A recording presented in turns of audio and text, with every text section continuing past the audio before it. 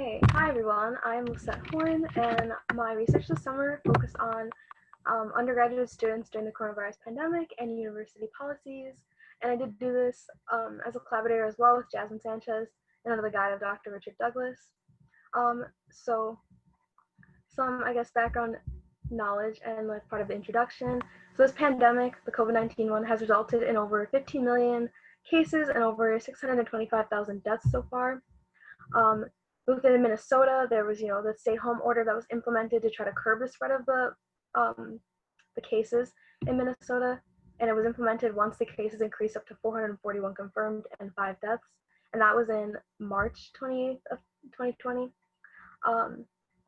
So knowing this information as well, and then looking at this infographic here I have in the middle,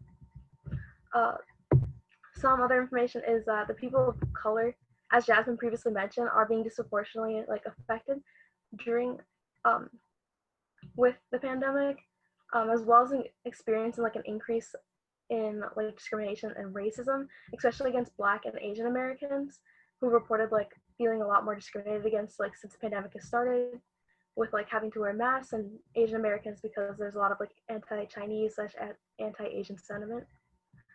As well as the fact that the Black and Indigenous Americans have higher risk factors and have a greater chance of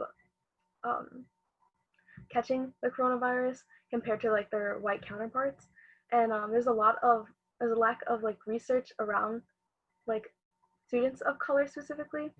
And as universities are beginning to open up and plan for their next semester, some other research has found that it's really important for universities during pandemics, this present one and possible future ones, that we focus on flexibility with classes, minimizing large in-person gatherings, and encouraging social distancing, which I think is even more important because if you look at the infographic again, the cases in Minnesota, this is of July 2020, are at 51,000 with over 1,500 deaths. So we want the University of Minnesota to really understand what students are experiencing and understand with all this background information as they plan on reopening their facilities, offering these alternative modes of instructions and requiring masks. So I think it's really important to review and explore how white students and students of color feel they're being supported and affected by their university and the policies they've implemented and the actions they're taking, as well as how they viewed the discrimination during the pandemic, and how their responses have differed in order to inform university policies as the pandemic continues into this next fall 2020 semester, and hopefully not spring semester, but I guess we'll have to see. So yeah, some of the methods we used 147 undergraduate students, and as Jasmine mentioned, we did have 3 different surveys, but we focused on the second survey that was more towards the ending of the spring 2020 semester. Students range in age from 18 to 28 years old. There was a majority of white students, even though we really did try to spread it out. We ended up with 70.7% of our sample size being white students, and the rest just being students of color. So yeah, we used convenience sampling to get these students, and obviously, of course, they're compensated with the Amazon gift card or Target gift card. And we focused on 4 qualitative questions from the survey that they filled out, and 3 quantitative questions. So the 4 qualitative questions focused on how students felt towards the pandemic, how they felt towards the discrimination that was happening during the pandemic, what they their thoughts and feelings towards the university support that they offered, and the university's response as well. As well as what they would like to see from the university.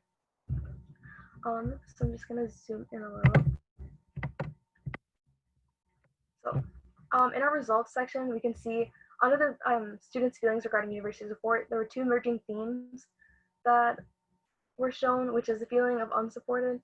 So there's a lot of mixed feelings between the students about whether they felt well enough supported or felt very unsupported by the university.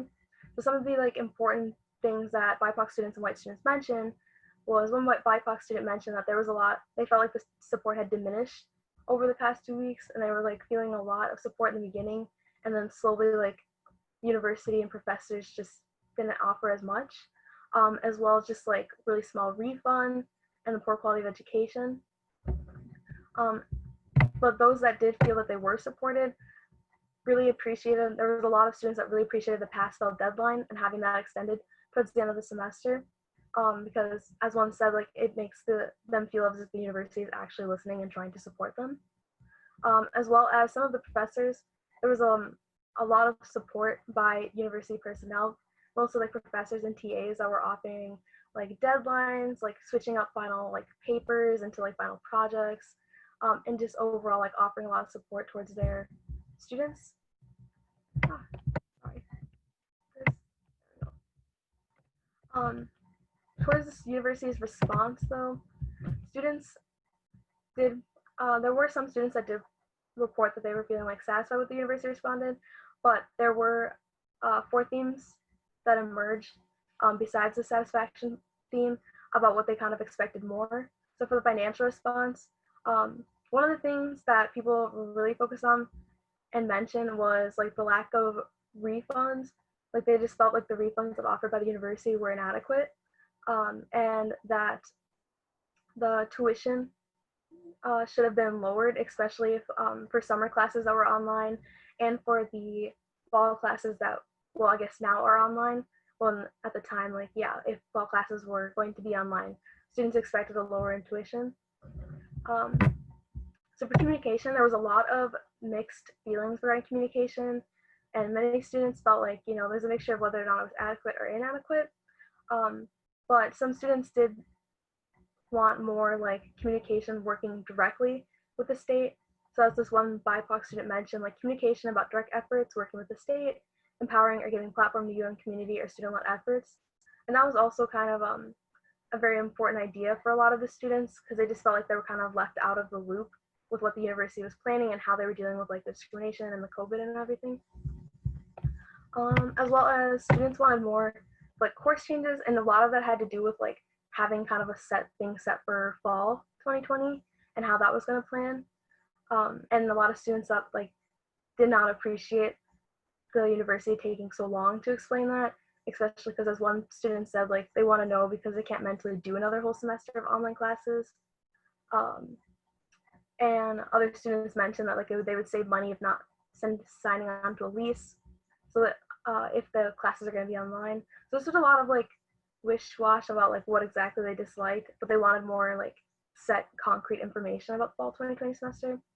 Other students did mention though that they just really wanted to see priority on student safety and staff flexibility for the upcoming semester.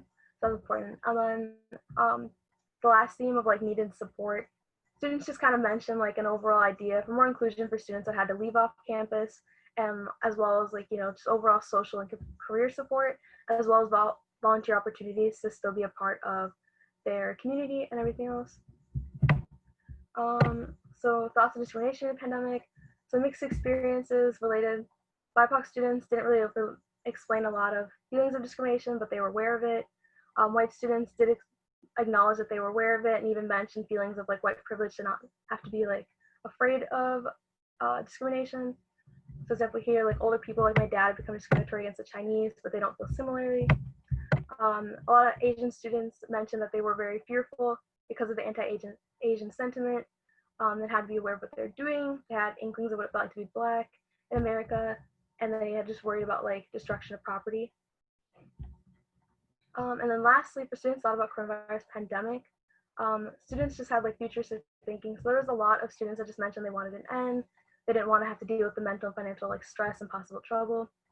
And then a lot of mixed emotions during the pandemic, but some of the things that really stood out was the frustration towards like the government, and such as like one white student mentioned like Trump and governors defying public health warnings.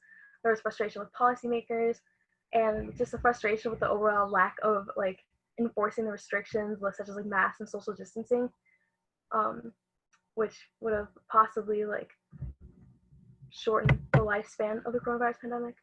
So based on these like responses towards these 4 qualitative questions for students, we kind of found that some suggestions for the University of Minnesota when thinking about future policies to implement would be important on dealing with like events and discussions that deal with possible discrimination and racism against students of color, since Asian Americans did mention that they felt like really fearful for that. Developing an adequate financial response, because a lot of students, like I said, were very dissatisfied with the refunds and the tuition.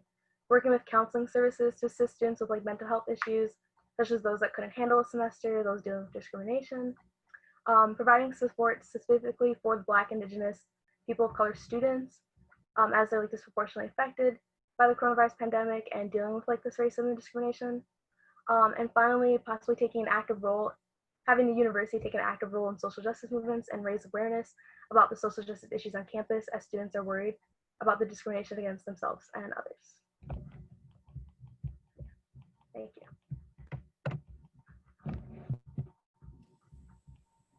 Thanks, Lisette. Really nice. Thank you. So any questions from people?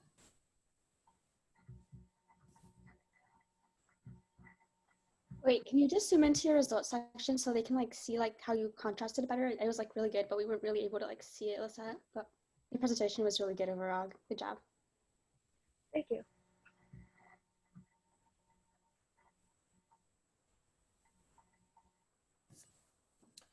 Hi, Lisette. I thought this was another great presentation. Both yours and Jasmine's are really important, and I would encourage you both to contact Provost Croson and see if you can meet with her and present your findings to her, because I think it's really relevant and important that the right people in the university administration hear these messages. And, you know, for both of you, great job. And I guess another question occurred to me, besides all the things that students are worried about, how is grading in online sections compared to in-person sections? Because many of us are now taking our courses online for the first time, and as you know, online learning is very different. And if you take a required course, you know, online this fall, whereas some other people took it last fall, what is the university's policy on kind of normalizing or standardizing grades distribution so that there's no penalty to being online? I'm not sure quite yet. We haven't really looked into that, but there were a lot of students that like appreciated how professors were a little more, not lenient per se, more understanding with like how the online situations work. So I think it's just gonna be important for the university to have like some sort of guideline for professors on that based on their students' responses. Even though I'm not exactly sure like how that like grading guideline will go. Thank you. I was wondering, and this should be a question for either you, Lisette, or Jasmine, but were there any international students in this study? Because I know there was the executive order or some sort of order that with all the international students having to take in-person classes for the fall, now it's rescinded, et cetera, et cetera. And I know that the survey was before that, but I was wondering if you had any inkling about how international students feel about COVID. They weren't much different than like students from the States, but there were only 2 international students, so they didn't have like as much of like an impact, I should say. So yeah, it really wasn't that much of a difference, especially because it was before like that policy, like international students had to go home.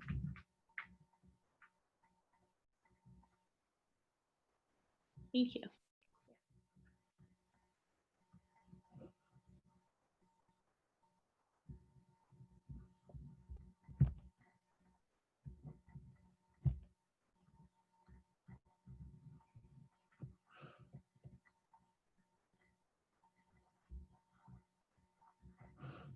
Any other comments, concerns, questions? I just think overall it's great that you and Jasmine are working on such a right on the spot, you know, current problem. Instead of studying it 10 years later or something, you really can have an impact maybe on how the university deals with this. And I think that's pretty amazing to see your research so pertinent and maybe, you know, actually getting something put into place. So that's great. Yeah, thank you. I think that's why it was so important for us, because after the universities had like that half semester summerish to kind of get students engaged and like to be able to do better for our university.